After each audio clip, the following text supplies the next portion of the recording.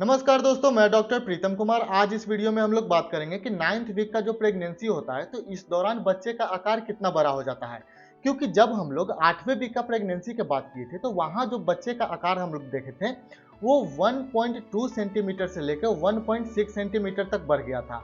तो जब 9वें वीक का प्रेगनेंसी आता है तो इस दौरान बच्चे का आकार कितना बढ़ता है, क्योंकि इस दौरान क्या होता है कि और भी अंग डेवलप होने लगते हैं और इसी दौरान क्या होता है कि अल्ट्रासोनोग्राफी भी किया जाता है। अल्ट्रासोनोग्राफी इसलिए किया जाता है ताकि बच्चे का अंदर जो विकास हो रहा है वो सही से हो रहा है कि नहीं हो रहा है, ये देखने के लिए डॉक्टर अल्ट्रासोनोग्राफी करवाता है। तो आइए जानते हैं इस वीडियो में 9th वीक के प्रेगनेंसी के बारे में कि क्या क्या होता है, बच्चे का डेवलपमेंट इस दौरान किस तरह से होता है और कौन कौन से अंग बनता है। अगर आप हमारे वीडियो पे नए हैं तो प्लीज इस चैनल को सब्सक्राइब कर लीजिएगा। तो अब हम लोग जानते हैं कि 8वें वीक के बाद जब 9वें वीक में जब बच्चा प्रवेश करता है तो इस दौरान बच्चे का जो साइज होता है ये कितना बड़ा हो गया है। इस दौरान जो बच्चे का जो साइज होता है लगभग एक चेरी के जैसा देखने को मिलता है और ये करीब करीब 2 से 3 सेंटीमीटर लंबाई में होता है और वजन में इसका बात करें तो तकरीबन तकरीबन 2 ग्राम तक इसका वजन होता है। तो ये तो हम लोग देखें कि बच्चे का विकास यानी कि उसका लंबाई कितना बढ़ गया, कितना वजन में हो गया।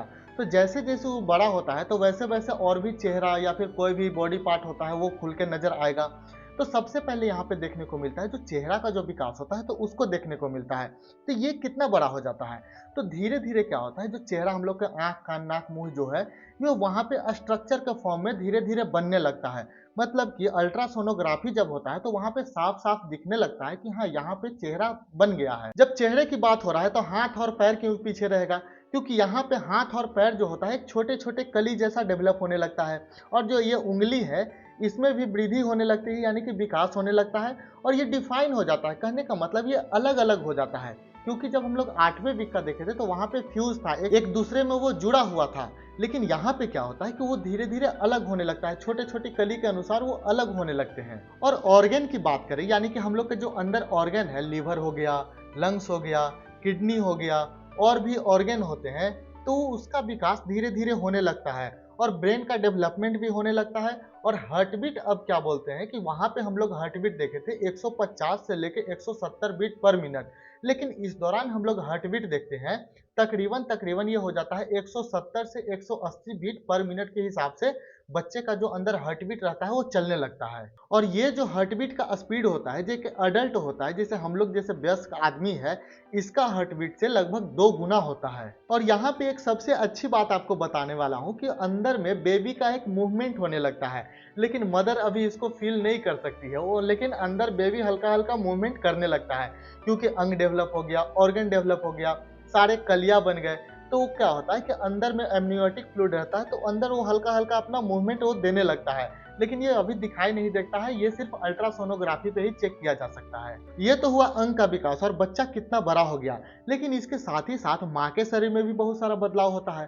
तो इनमें सबसे ज्यादा यहाँ पे देखने को मिलता है वेट गेन, क्योंकि बच्चा जब बड़ा होता है तो अंदर में यूट्रस भी बड़ा हो रहा है और जब यूट्रस बड़ा हो रहा है तो वेट में वृद्धि होती है यानी कि वेट गेन यहाँ पे होने लगता है। और भी बहुत सारे सिम्टम नजर आते हैं जैसे मॉर्निंग सिकनेस, वोमिटिंग आना सुबह सुबह, उनको जो ब्रेस्ट है उसमें हल्का हल्का दर्द होना, ब्रेस्ट टाइट होना, सेंसेटिव हो जाना, उनको बहुत ज्यादा मूड स्विंग होता है, ब्लोटिंग होता है, जैसे लगेगा कि वो अंदर में पेट गुरगुर गुरगुर टाइप का करने लगता है। इसके साथ ही कुछ लोगों के चेहरे पे बहुत ज्यादा ग्लो होता है, तो बहुत लोग बोलते हैं कि ये प्रेगनेंसी में गए हैं इसलिए चेहरा इनका ग्लो कर रहा है। ये ग्लो किस लिए होता है, एस्ट्रोजन के कारण ग्लो होता है। और बहुत ऐसा एरिया होता है जहाँ पे रंग डार्क होने लगता है, जैसे प्यूबिक एरिया हो गया, अंडर आर्म्स हो गया और ब्रेस्ट का जो निप्पल वाला एरिया होता है वो एरिया डार्क होने लगता है। ये सारा चीज जब होने लगता है तो उनको एक चीज का बहुत ज्यादा ध्यान देना पड़ता है जो कि मेंटल हेल्थ बोल सकते हैं। मेंटल हेल्थ इसलिए ध्यान देना पड़ता है क्योंकि हार्मोन जो चेंज होता है तो बहुत ज्यादा मूड स्विंग होता है, और जब मूड स्विंग होता है तो क्या होता है कि वो मेंटल हेल्थ पे बहुत ज्यादा इफेक्ट डालता है। अगर घर में किसी भी तरह का क्लेश हो गया या फिर उनको किसी भी तरह का प्रॉब्लम है तो इससे वो बच नहीं सकते क्योंकि वो चीज उन पे बहुत जल्दी हावी हो सकता है।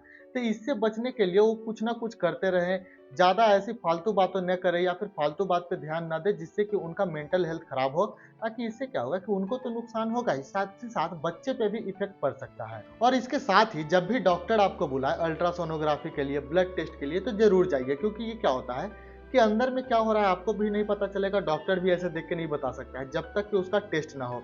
तो टेस्ट के लिए वो अल्ट्रासोनोग्राफी करता है और टेस्ट करवाता है ब्लड टेस्ट का।